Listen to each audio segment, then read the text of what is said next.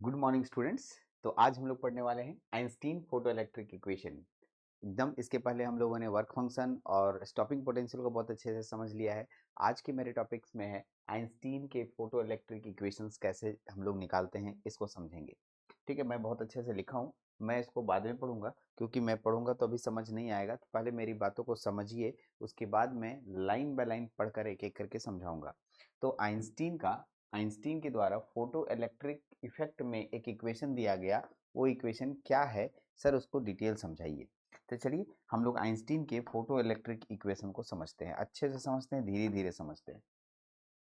सबसे पहले मैं एक मेटल सरफेस ले रहा हूँ, ये मेरा मेटल सरफेस है, आप देख सकते हैं। यस, ये मेटल सरफेस है।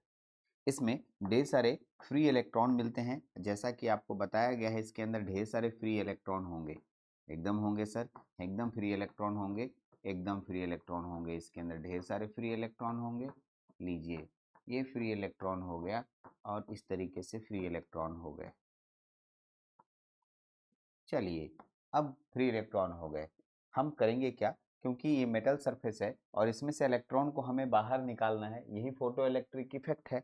तो अब हम क्या करेंगे, इसमें सूरज की रोशनी, यानी हम सूरज भगवान से बात करेंगे, ये सन जी हैं, और इनसे बोलेंगे आपकी एनर्जी मेरे पास आनी है। इन्होंने बोला ठीक है, एनर्जी ले जाइए। ठीक है, ये एनर्जी मैं इस पर्टिकुलर एक इलेक्ट्रॉन को मैंने दिया, यहाँ वाले इलेक्ट्रॉन को। और जैसा कि आइंस्टीन साहब का कहना है कि जो सूरज की रोशनी है, ये छोटे छोटे पैकेट्स के रूप में आता है।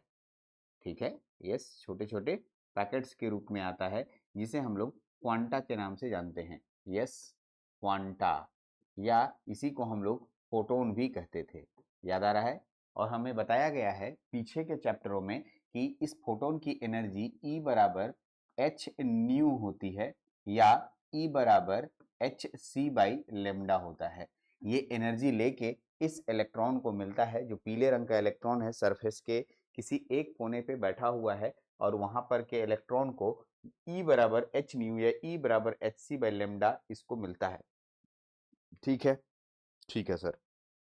मतलब यह इलेक्ट्रॉन कितनी एनर्जी रिसीव कर रहा है, एच सी बाई लेमडा या एच न्यू।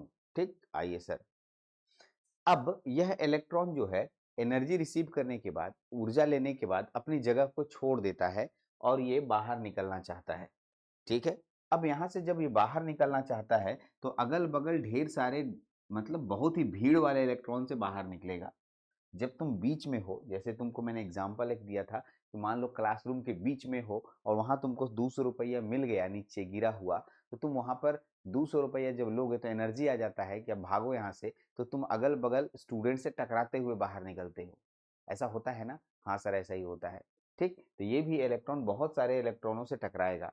टकराने के दौरान एनर्जी का लॉस होना तय है। वही बात जो आप क्लास से निकल रहे हैं अपने दोस्तों के बीच में, दोस्त बोले कहाँ जा रहे हो, 200 रुपया तुम पाए हो, हमको भी दो इसमें। यानी इस तरीके से तुम अपने दोस्तों को बांटते हुए उनको, मतलब एक तरह से रिश्वत देते हुए तुम बाहर निकल रहे हो, ताकि आपका मतलब ये ना बोल दे कि इन्होंने 200 रुपया लिया है, पाया है, मतलब एनर्जी लिया है, तो उन लोगों को एनर्जी देना पड़ता है। एग्जैक्टली उसी कहानी के आधार पर मैं ऐसा कहूंगा कि ये इलेक्ट्रॉन इन इलेक्ट्रॉनों से टकराता है, एनर्जी लेने वाला इलेक्ट्रॉन बाकी इलेक्ट्रॉन से टकराता है, और यहाँ तक इसके सरफेस तक आने तक, ध्यान से सुनिएगा, ये इलेक्ट्रॉन इधर गया, इससे टकराया, इससे टकराया, इससे टकराया, इससे टकराया, इससे टकराया, इससे टकराया, इससे टकराया, और इसके सरफेस तक आया। लीजिए सर, इलेक्ट्रॉन को बना देते हैं, यहाँ सरफेस तक आ गया। तो इतना दूर में कुछ एनर्जी खर्च करता है, और इसी एनर्जी को हम लोग यहाँ पर नाम देते हैं वर्क फंक्शन। ठीक है, इसे हम लोग पाई या डब्लू नॉट के नाम से जानते हैं, या वर्क फंक्शन, इसी को वर्क फंक्शन कहते हैं। मतलब जो एनर्जी लिए लिए ई एनर्जी का मान हो गया ई बराबर एच सी बाई लेमडा, यह इलेक्ट्रॉन लिया, इसको अब खर्चा करना शुरू किया, तो पहले कुछ एनर्जी अपने सरफेस, अपने सतह से ऊपरी सतह तक आने में खर्चा किया। ऑब्वियस सी बात है, पहले उतने क्लासरूम की भीड़ में तुम बैठे हो, अब तुमको पहले तो उतना भीड़ से बाहर दरवाजा तक निकलना जरूरी है। यस, इन इतने भीड़ से इलेक्ट्रॉन को बाहर निकाला गया यहाँ तक, तो कुछ ऊर्जा तो खर्च हुआ ही होगा। उसी ऊर्जा को यहाँ पर वर्क फंक्शन के नाम से जाना जाता है, जो पिछले क्लास के लेक्चर में आपने देख रखा है। अब आइए, क्योंकि जितनी ऊर्जा खर्च हुई, तो अब बचा हुआ होगा कुछ ऊर्जा, है ना, कुछ ऊर्जा बचा होगा। हाँ सर, यहाँ कुछ एनर्जी तो बचा है। अब जो एनर्जी बचा, क्योंकि अब इसको रोकने वाला कोई नहीं है, अब इसको आगे इसके लिए पूरी दुनिया, पूरा आकाश पड़ा है, अब इसको रोकने वाला कोई नहीं है, तो हम यहाँ कह सकते हैं कि यह इलेक्ट्रॉन यहाँ से तेज गति से बाहर निकलेगा, जिसे हम लोग काइनेटिक एनर्जी बोलेंगे। हाँ जी, काइनेटिक एनर्जी। काइनेटिक एनर्जी का हिंदी होता है गतिज ऊर्जा। गतिज ऊर्जा से बहुत तेज गति से इलेक्ट्रॉन का यहाँ से ट्रैवलिंग शुरू हो जाएगा, क्योंकि अब इसको रोकने वाला कोई भी इलेक्ट्रॉन या रास्ते में कोई भी ऑब्स्टेकल नहीं है। सर इतनी देर में आपने क्या समझाया? बात को ठीक से देखिएगा, इस फोटो को गौर से देखिएगा, तो आपको ये समझ आएगा कि हम लोग कौन सी ऊर्जा ले रहे हैं सूरज से। एनर्जी ई ले रहे हैं, है ना? हाँ सर, एनर्जी ई ले रहे हैं। यह एनर्जी हमारे इस इलेक्ट्रॉन को मिलता है, और यह इलेक्ट्रॉन जो है दो जगह अपनी एनर्जी को खर्च करता है। एक जगह यहाँ पर खर्च करता है, जिसे हम लोग वर्क फंक्शन बोलते हैं। क्या बोलते हैं? वर्क फंक्शन बोलते हैं। याद रहेगा, क्या बोलते हैं? वर्क फंक्शन बोलते हैं। प्लस दूसरी एनर्जी काइनेटिक एनर्जी बोलते हैं। दूसरी एनर्जी काइनेटिक एनर्जी बोलते हैं, यानी वर्क फंक्शन और काइनेटिक एनर्जी हम लोग यहाँ पर बोलते हैं। ठीक, इसी को और थोड़ा और अच्छा से इक्वेशन के फॉर्म में लिख के दिखाते हैं। आइए देखिएगा, यहाँ ई लिख रहे हैं बराबर वर्क फंक्शन को, ठीक है, फाई नॉट या फाई नॉट से दिखाते हैं, प्लस काइनेटिक एनर्जी लिखते हैं। अब आइए सुनिए इसको और फॉर्मूला के फॉर्म में, और इसी इक्वेशन का नाम है आइंस्टीन का फोटो इलेक्ट्रिक इक्वेशन। इसी इक्वेशन को नाम दिया जाता है आइंस्टीन का फोटो इलेक्ट्रिक इक्वेशन। सिंपल सा बात है सर, फोटो बनाएंगे और इक्वेशन लिख देंगे। थोड़ा सा और इसको एलोबरेट कर दीजिए। ई को लिख सकते हैं एच, देखो एच सी बाई लेमडा बराबर, इसको फाई नॉट ही रहने दीजिए, प्लस काइनेटिक एनर्जी का फॉर्मूला होता है हाफ एम वी का स्क्वायर। ये फॉर्मूला बन गया, और इसी फॉर्मूला का उपयोग हम लोग न्यूमेरिकल बनाने में करने वाले हैं। यस, इसी फॉर्मूला का उपयोग हम लोग न्यूमेरिकल बनाने में करने वाले हैं। तो ये जो इक्वेशंस आपके सामने दिख रहा है, ये इक्वेशंस कहलाता है आइंस्टीन का फोटो इलेक्ट्रिक इक्वेशन। इसी को आइंस्टीन का फोटो इलेक्ट्रिक इक्वेशन कहते हैं। तो जो बातें मैंने अभी आपको बोला कंटिन्यूअस हिंदी में, अब इसको हम लोग पॉइंट वाइज करके ट्रांसलेट करेंगे और ये इक्वेशन लाएंगे, तो हमारा आइंस्टीन का फोटो इलेक्ट्रिक इक्वेशन हो जाएगा। जो बातें अभी आपको मैंने समझाई, उसको अब ट्रांसलेट करके एक थ्योरी में, यानी कि एक परिभाषा में बदलना है। मैंने क्या क्या बताया जल्दी से बताऊंगा। मेटल में, मेटल सरफेस पे रखे हुए किसी इलेक्ट्रॉन को ई ऊर्जा मिलती है। ठीक, यह ऊर्जा लेने के बाद यह दो जगह अपनी ऊर्जा को खर्च करता है। एक तो अपने सरफेस से ऊपरी सतह तक आने में ऊर्जा खर्च करता है, और ऊपरी सतह से फिर दौड़ने में, आगे की ओर ट्रेवल करने में ऊर्जा खर्च करता है। अपनी सतह से ऊपरी सतह तक आने में जो ऊर्जा खर्च होता है उसे वर्क फंक्शन कहते हैं। ठीक, जिसे फाई या डब्ल्यू नॉट से डिनोट करते हैं। और अपनी सतह, सबसे ऊपरी सतह से इलेक्ट्रॉन का दौड़ना काइनेटिक एनर्जी कहलाता है। यानी काइनेटिक एनर्जी और वर्क फंक्शन को जोड़ दिया जाए तो हमारा टोटल एनर्जी ई के बराबर हो जाएगा, जो कि उसने सूरज की रोशनी से पैकेट्स के रूप में, यानी फोटॉन्स के रूप में लिया था। इसी से जो फॉर्मूला निकलता है, जो इक्वेशन निकल के आता है, इसी को कहते हैं आइंस्टीन का फोटो इलेक्ट्रिक इक्वेशन। चलिए सर, अब इसका हम लोग थोड़ा सा नोट्स पे जाके हम आपको नोट्स दिखाते हैं और नोट्स को पढ़ के सुनाते हैं, तो आपको बेहतर तरीके से और समझ आएगा कि मैं क्या बोलना चाह रहा हूँ।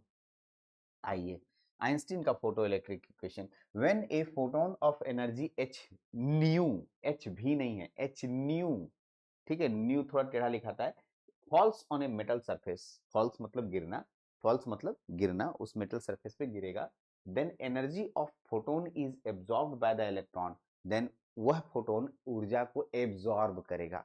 मान लिया मैं मेटल सरफेस का एक इलेक्ट्रॉन हूं, ऊपर से ऊर्जा आ रहा है, तो मेरे को ऊर्जा मिला, तो मैं उसको एब्जॉर्ब कर लिया, ले लिया। कैसे तुमको क्लास में बताया, तुम क्लास के बीचे में बैठे हो, तुमको 200 रुपये मिला, तो तुम उठा लिया।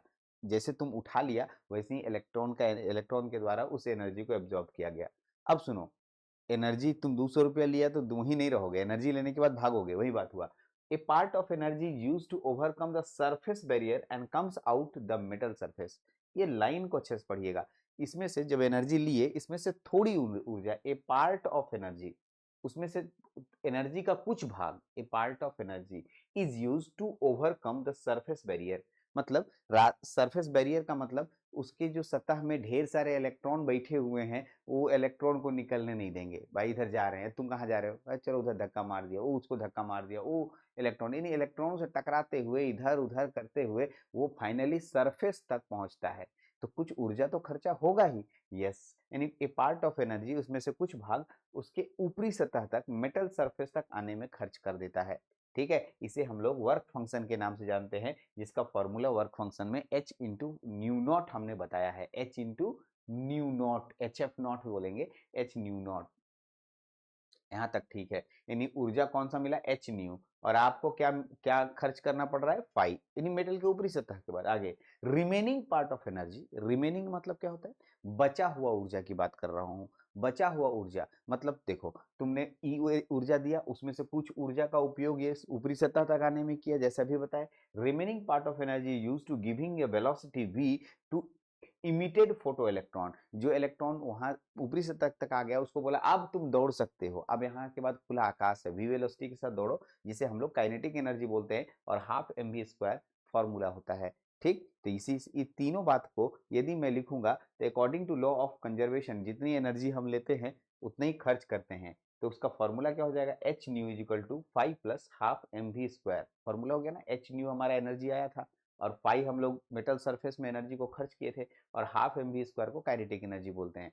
दोनों एनर्जी को जोड़ देंगे और इसे मिला देंगे तो हमारा इक्वेशन बन गया। और यही इक्वेशन हमारा, अब देखिए इसमें हुआ क्या, देखिए फाइव के जगह पर हम लोग रख सकते हैं H new not. H new not को हम लोग इधर कॉमन ले लेंगे, तो एच कॉमन होगा तो वी माइनस व्यू नॉट हो जाएगा। ठीक है ना, इसको इधर ले आइए। ठीक, और हाफ एम वी स्क्वायर इधर दिख रहा है, तो ये आपके पास जो इक्वेशन बनता है, इसी इक्वेशन को कहा जाता है आइंस्टीन का फोटो इलेक्ट्रिक इक्वेशन। क्या बोलते हैं, आइंस्टीन फोटो इलेक्ट्रिक इक्वेशन। और बाकी इसको समझने के लिए हमने यहाँ पर एक फॉर्मूला, एक फोटो दे दिया है कि देखिए H H H nu photon energy आ रहा है, इसमें 5 बराबर एच न्यू नॉट यहाँ पर खर्च होने में लगा, यहाँ तक आने में लगा, और बाकी काइनेटिक एनर्जी के फॉर्म में बाहर निकल गया। ठीक, तो ये एक बहुत ही इंपॉर्टेंट टॉपिक है, बहुत ही मजेदार टॉपिक है, आप इसको नहीं छोड़ेंगे, बहुत ही ज़्यादा इंपॉर्टेंट टॉपिक है। ठीक है, तो यहाँ से आइंस्टीन का फोटो इलेक्ट्रिक इक्वेशन बहुत अच्छे से आप निकालिए, इसको बढ़िया से लिखिए। इतने ही दूर, मैं इस छोटे वीडियो, इसमें बहुत बड़ा वीडियो नहीं ले रहा हूँ, ये 13-14 मिनट का वीडियो है, देखिए आराम से इसमें, क्योंकि इस इक्वेशन से ढेर सारे न्यूमेरिकल्स अब बनने वाले हैं, बहुत न्यूमेरिकल बनने वाले हैं, क्योंकि मैं जितने भी न्यूमेरिकल बनाऊंगा इसी से बनाऊंगा। हाँ, इसमें एक दो फॉर्मूला मैं लगाऊंगा, वो कौन सा, ई बराबर एच सी बाई लेमडा, या ई बराबर एच न्यू नॉट, वो सब यूज करूंगा। लेकिन ये मेन फार्मूला है जो कि हमारा आइंस्टीन के द्वारा फोटो इलेक्ट्रिक का इक्वेशन दिया गया। ठीक, तो यही इक्वेशंस का ज्यादातर प्रयोग होगा फोटो इलेक्ट्रिक इफेक्ट में। अब यहाँ के बाद इसको समझ तो गए सर, अब यहाँ से दो टॉपिक इसमें बच जाते हैं। एक सर, इस फोटो इलेक्ट्रिक इफेक्ट को बहुत अच्छे से समझ लिया, इसका एक्सपेरिमेंटल सेटअप समझ लिया है, इसके टर्म को समझ लिया है, इसके इक्वेशन को समझ लिया है। अब हमें ये बताइए सर, इसका उपयोग कहाँ होता है। हम लोग इंजीनियर हैं, तो हम लोग सब कुछ सीख गए, कहाँ यूज करेंगे, इसका यूज हम कहाँ देखते हैं, कहीं होता होगा ना, तो हम लोग इसके एप्लीकेशंस को बहुत अच्छे से समझेंगे। एक एक करके मैं इसके एप्लीकेशंस को आपके सामने लेके आऊंगा। दूसरा टॉपिक बच गया सर, इसमें न्यूमेरिकल्स तो होना, तो न्यूमेरिकल्स भी तो होना चाहिए। तब अगला जो दो वीडियो बनेगा उसमें एप्लीकेशंस और पूरे न्यूमेरिकल्स की बात करेंगे। चलिए इस वीडियो में इतने रखते हैं, अगले वीडियो में आपको एप्लीकेशंस और न्यूमेरिकल पे बात करेंगे। चलिए, थैंक यू वेरी मच।